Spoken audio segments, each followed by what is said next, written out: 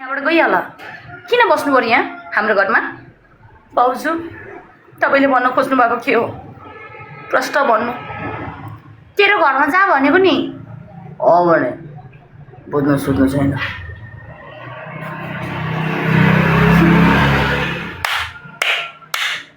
वाह यो मेरो चाहिँ घर होइन यदि यो मेरो घर छैन भने मलाई किन जन्मदेश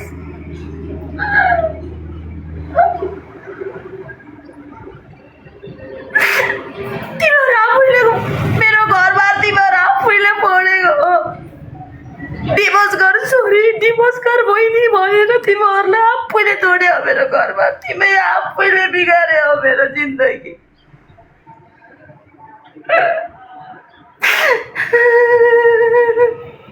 अब म कहाँ जाने म के गर्ने अब कहाँ जाने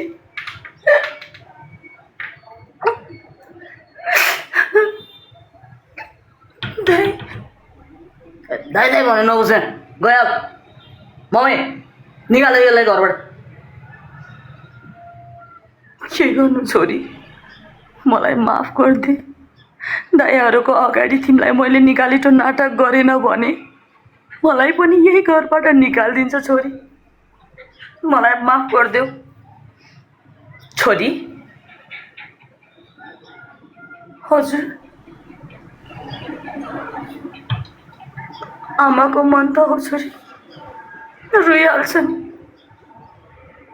छोरी तिमी यहाँबाट सामानहरू निकालेर गइहाल तिमी आमा म कहाँ जाने मेरो को छ यो संसारमा कहाँ जाने आमा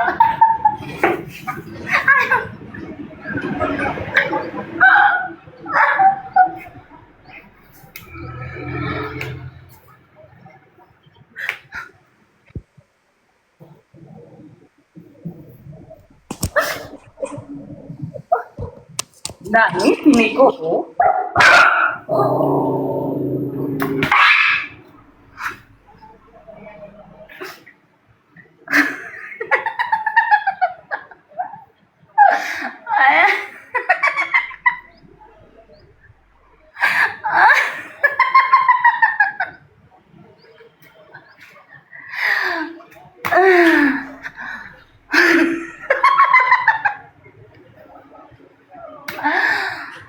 मेरो घर पनि छैन मेरो थर पनि छैन मेरो बच्चा पनि छैन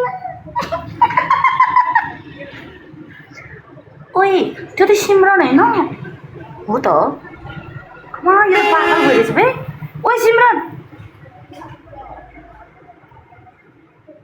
तिमी को हो तिमी सिमरन के भयो तँलाई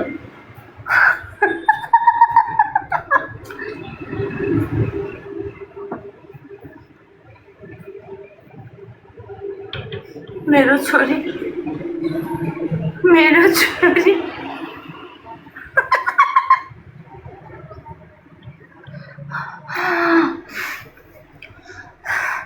दीपक दाई के हो भाउजू त पागल भइरहेछ कहाँ उयो माथि पुरानो निजगढको मन्दिरमा आयो मम्मी थाक्यो पागल भयो के भयो तपाईँलाई चाहिँ दिउँसै रक्सी खाएर बसिरहनु भएको छ क्या ए भाउजू पागल भइरहेछ हेर्नु जानु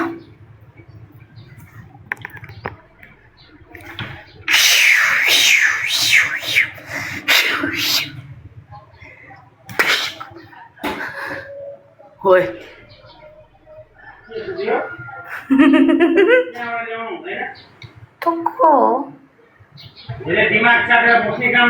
ओए त रक्सी खा हो छैन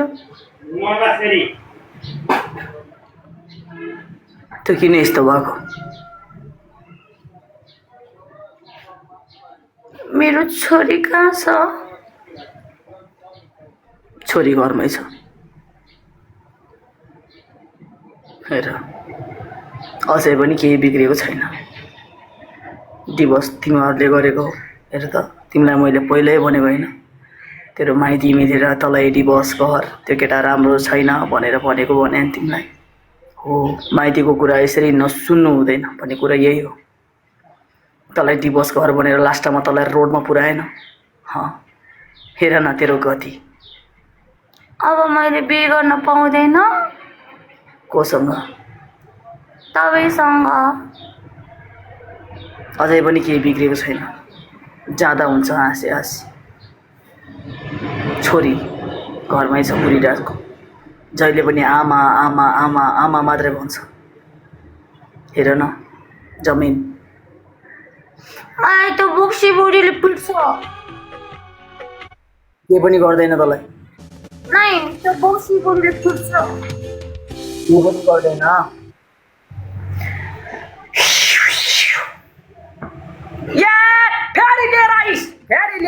यो राक्षसलाई फेरि लिएर आइस? आमा तपाईँ बोल्न पाउँदैन। किन बोल्न पाउँदैन म? फेरि लिएर आइस?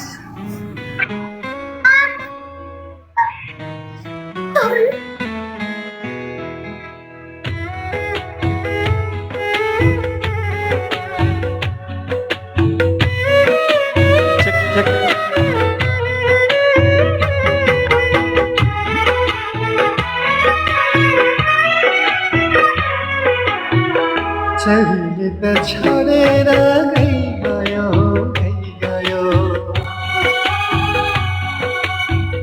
सम्झना चाहिँ डालीमै रहिरह्यो, सम्झना चाहिँ डालीमै रहिरह्यो। नाता त्यो पराई नै गयो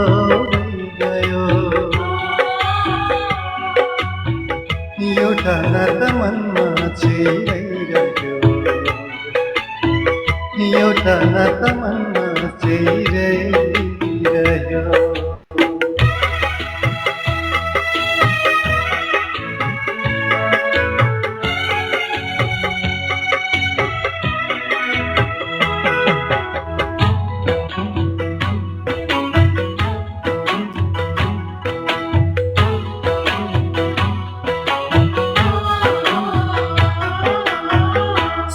सँगै हिँड्ने मान्छे भयो पर पारा, सँगै हिँड्ने मान्छे भयो पर पारा।